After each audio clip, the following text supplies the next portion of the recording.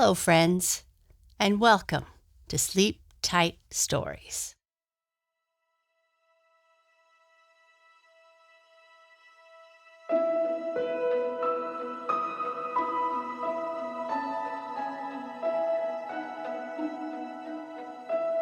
The White Cat. There was once a king who had 3 sons, all handsome and brave. But he heard that they wished to reign now instead of waiting until he passed. He decided to give them something to occupy their minds. So he called them to his room and said, "You must agree with me, my dear children, that at my great age, I cannot manage the business of my kingdom as I used to. And as I am intending to retire in the country, it seems to me that a clever, faithful dog would be very good company.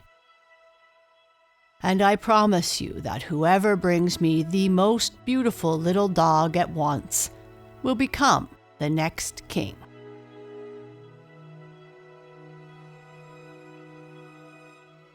The princes were surprised to hear their father's wish for a little dog, but agreed with pleasure to go in search of one.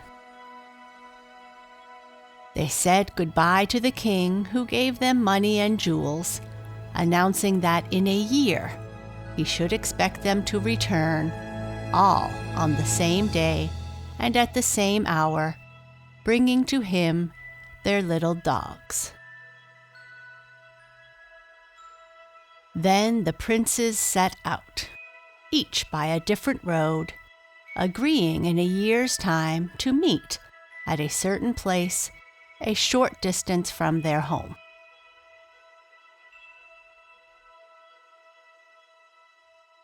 The 2 older brothers met with many adventures, but it is only the youngest that we shall follow. This youngest prince was very courteous, merry, clever, and accomplished. He was tall, handsome, and all that a prince should be. Very seldom a day passed without his buying dogs. Little dogs, big dogs, sporting dogs, spaniels, hounds, dogs of all sorts. When he found a beautiful one, and then came across a still better, he let the first one go.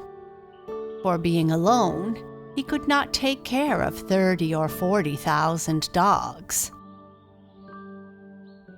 He traveled on, keeping to one road, until on a certain night, during a storm of thunder and rain, he lost his way. And after some wandering, arrived at a most superb castle, where nobody was to be seen, but about 12 mice, all holding torches. Other mice pushed him forwards and guided him through one apartment after another, all so rich in precious stones and beautiful paintings. After passing through 60 rooms, the mice stopped him, and here his wet garments were taken away, and he was given the most exquisite clothes to wear. The mice then took him into a banqueting hall, where a little figure, not 2 feet high, covered with a long black veil, entered, followed by a great procession of cats. The prince was much too astonished to move. The little figure approached him, raising the veil, and he saw the most beautiful white cat he had ever beheld.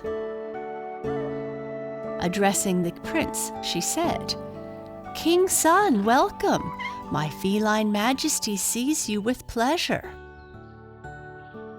"Madam Cat," replied the prince, "It is very good of you to welcome me like this, but you are not an ordinary cat, being able to speak and having this superb castle." After they had talked for a little while, supper was served to them, during which the prince entertained the cat by telling her all sorts of news. And he discovered that she was well informed as to what was taking place in the world. When supper was over, various cats came in, dressed in fancy costumes, and danced a ballet. Then the white cat said good night to her visitor, and the mice, which had guided him before, led him to a bedchamber.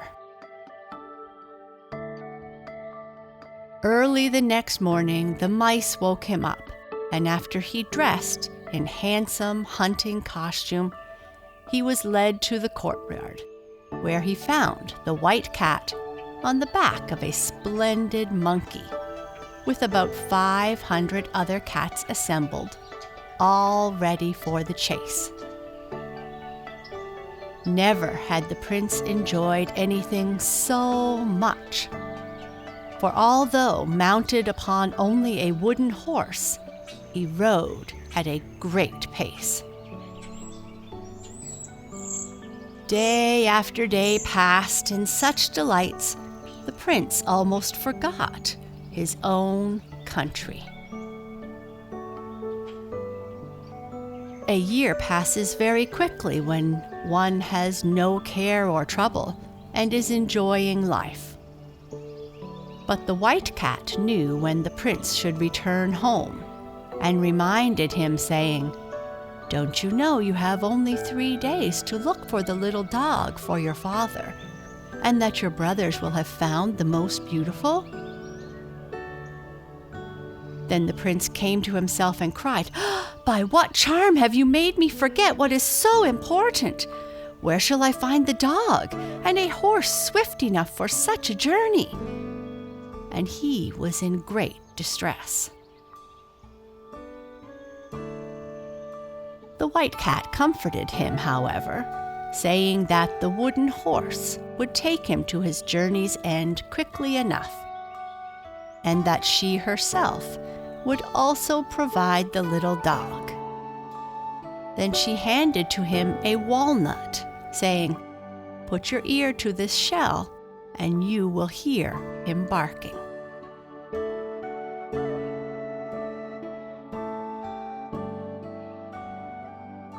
So the prince met his brothers, and they came into the king's presence. The 2 elder sons had brought little dogs so delicate and small that one hardly dared to touch them, and none could decide which should have the kingdom. Then the youngest took from his pocket the nut the cat had given to him, and there was seen a little dog so tiny that it could go through a ring without touching it. He was also able to dance and play the castanets while his ears touched the ground. The king was embarrassed, for it was impossible to find a flaw in this lovely little creature.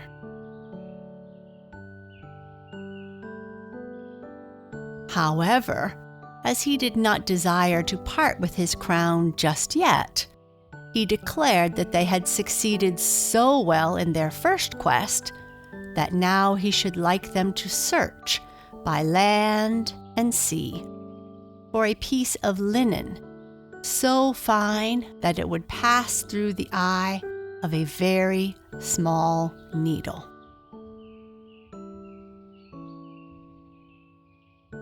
Then the 3 princes set out once more, but the youngest mounted his wooden horse and returned at once to the white cat, who was rejoiced to see him, and the second year passed by as quickly as the first had done.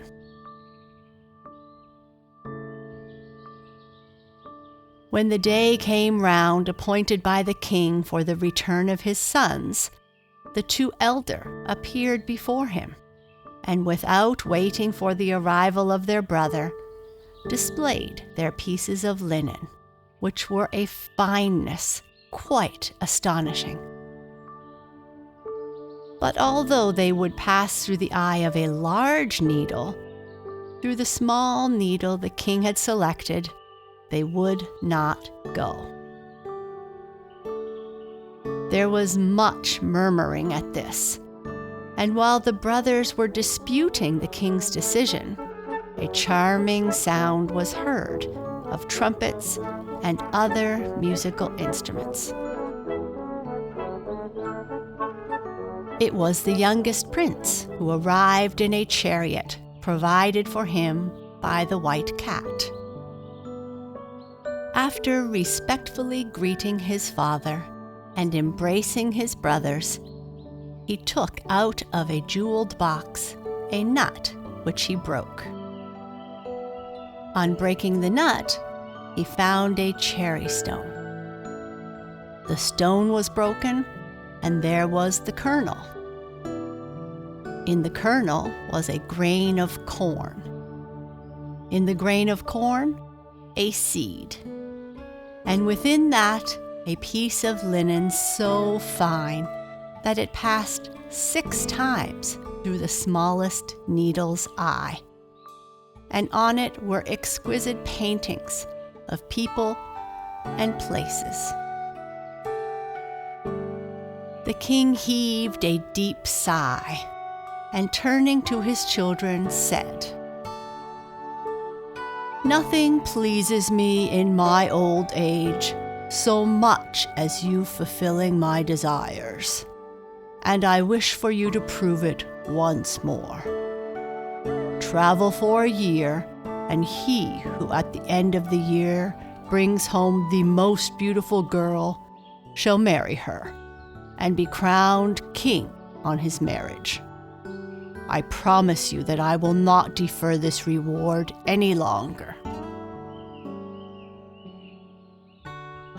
Our prince saw the injustice of all this. His little dog and piece of linen were worth 10 kingdoms, not only one.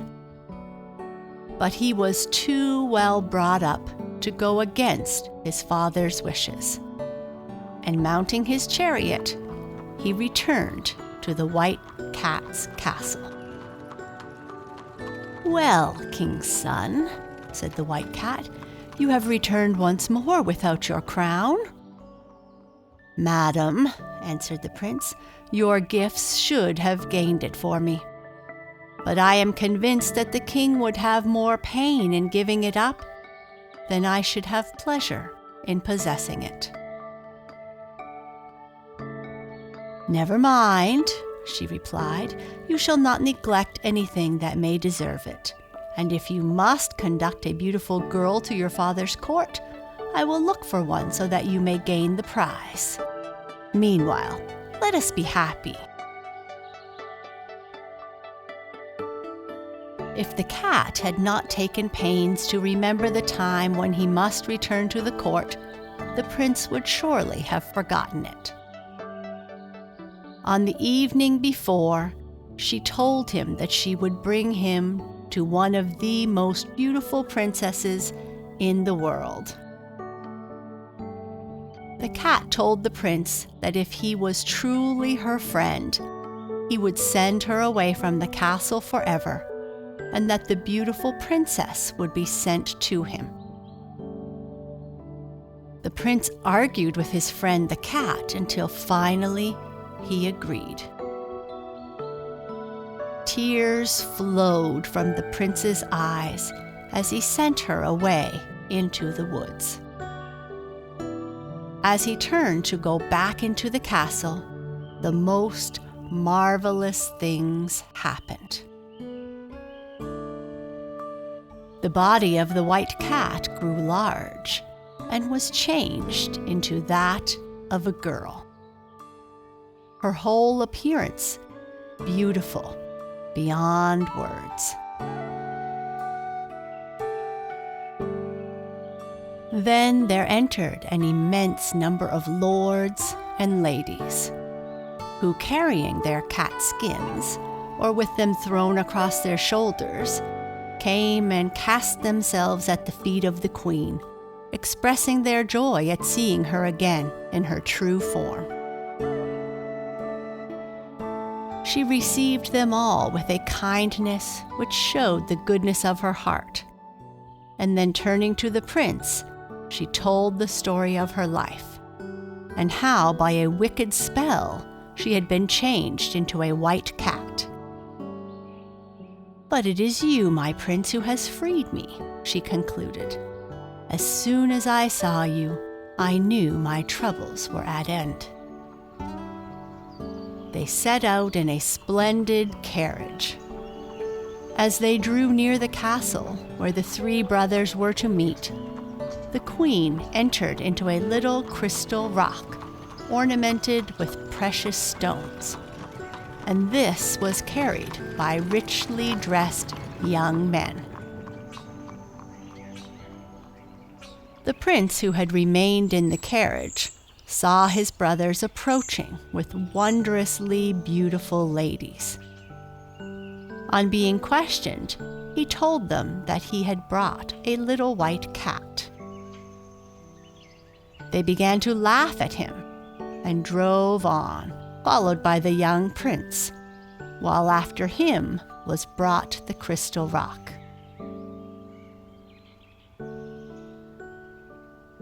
Arriving at the palace, the two elder princes dismounted with their marvelous princesses. The king received them graciously and did not know who to award the prize to. He looked at his youngest son and said, "This time, then, you have come alone?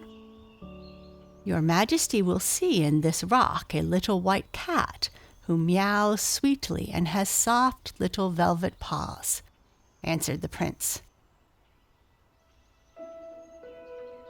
The king smiled and himself went to open the rock.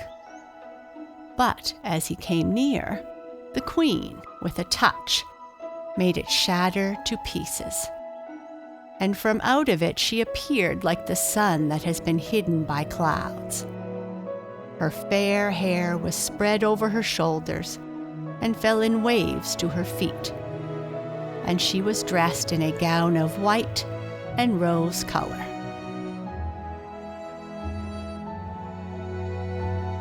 She made a deep curtsy to the king, who, struck with admiration, could not help exclaiming, "Here is one who is matchless, and she deserves my crown." "Sire," she answered, "I have not come to take away the throne. I have 6 kingdoms. Allow me to offer you one, and I will give one of them to each of your sons. In return, all I ask of you is that I might marry this young prince. We shall still have 3 kingdoms." The king and all the court uttered loud cries of joy. The marriage was at once celebrated, also that of the other 2 princes, and in such a manner that the court spent several months in celebration. Then each one of them departed to rule his kingdom, the white cat making herself ever remembered, as much by her kindness and generosity as her rare merit and beauty.